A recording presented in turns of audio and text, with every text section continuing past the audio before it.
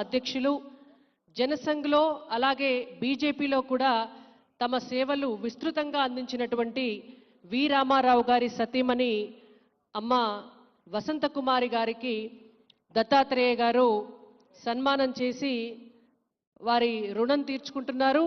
వారికి ఇదే గురుదక్షిణగా ఈ పుస్తకావిష్కరణ కార్యక్రమ సందర్భంగా వారికి సన్మానం చేస్తూ వారి ఆశీర్వాదాలు తీసుకుంటున్నారు.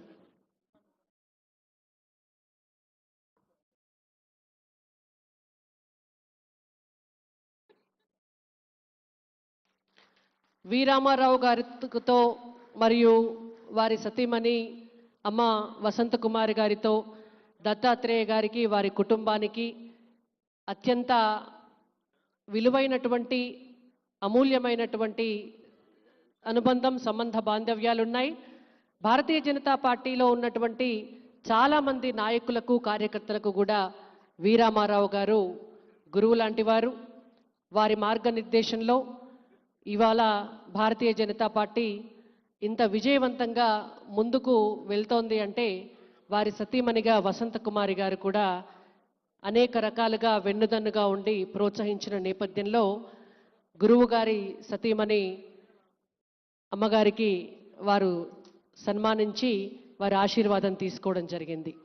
ఇప్పుడు గవర్నర్ గారు మరియు వారి జీవిత భాగస్వామి మేడం, ఈ అమ్మ పేరు కూడా వసంత గారే. జీవితంలో కొన్ని అనుకోకుండా అలా జరుగుతూ ఉంటాయి.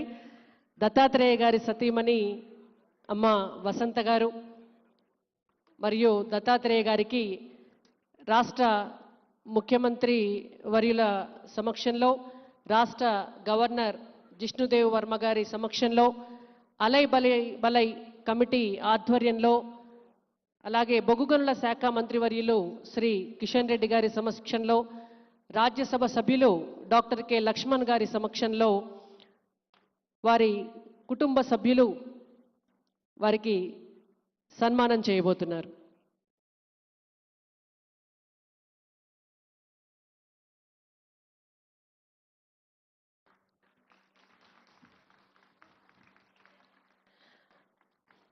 వసంత గారి భాగస్వామ్యం దత్తాత్రేయ గారి జీవితంలో చాలా అమూల్యమైనటువంటిది. మీ అందరికీ కూడా ఒక విషయం చెప్పాలి.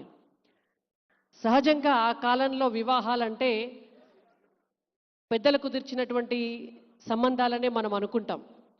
దత్తాత్రేయ గారు సంఘ కార్యకర్తగా దేశభక్తితో ఈ దేశానికి సేవ చేయాలనేటువంటి ఉద్దేశంతో పెళ్లి చేసుకోకుండా ఆర్ఎస్ఎస్ కార్యకర్తగా ఫుల్ టైం వర్కర్గా ఈ దేశానికి సేవలు అందిస్తున్నటువంటి సమయంలో వసంత గారు వారిని ఇష్టపడి పెళ్లి చేసుకుంటానని అడిగినప్పుడు దత్తాత్రేయ గారు ముందుగా దానికి అంగీకారమైనటువంటి నిర్ణయం తీసుకోలేకపోయారు.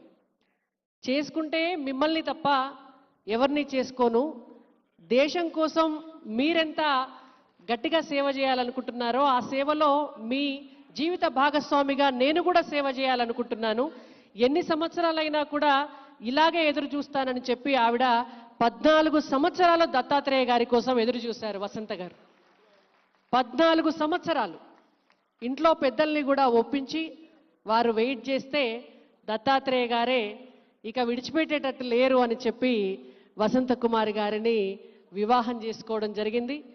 ఆ రోజు నుంచి ఈ రోజు వరకు కూడా కుటుంబ బాధ్యతలన్నింటినీ కూడా మీద వేసుకొని దత్తాత్రేయ గారికి ఎంత బిజీ స్కెడ్యూల్ ఉన్నా కూడా అటు అత్తగారి కుటుంబం కావచ్చు, ఇటు తల్లిగారి కుటుంబం కావచ్చు, వారి పిల్లలు కావచ్చు, వారందరినీ కూడా ఆ బాధ్యతలన్నింటినీ కూడా మోస్తూ వసంత గారు దత్తాత్రేయ గారికి వెన్నుదన్నుగా నిలిచారు.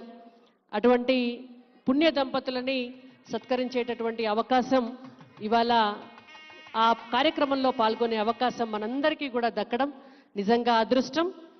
ఈ పుస్తకం చదివిన తర్వాత ప్రజల కథే నా ఆత్మకథలో శ్రీమతి వసంత గారి భాగస్వామ్యం కూడా ఆ ఆత్మకథలో చాలా అద్భుతంగా విశ్లేషించబడి ఉంది. కాబట్టి ఆ పుస్తకం చదివాక మీ అందరికీ కూడా సంపూర్ణంగా అర్థమవుతుంది. ఇప్పుడు తెలంగాణ రాష్ట్ర ముఖ్యమంత్రి వర్యులు మనమందరం కూడా ఎప్పుడెప్పుడు మాట్లాడతారా అని ఎదురు చూస్తున్నటువంటి శ్రీ అనుముల రేవంత్ రెడ్డి గారిని ఈ వేదికను ఉద్దేశించి మాట్లాడవలసిందిగా కోరుతున్నాము. వారికి సంబంధించినటువంటి ఒక చిన్న టాపిక్, అంటే ఇంకెక్కువ రాసి ఉంటారు దత్తాత్రేయ గారు, బట్ నేను అదొకటే చదివాను.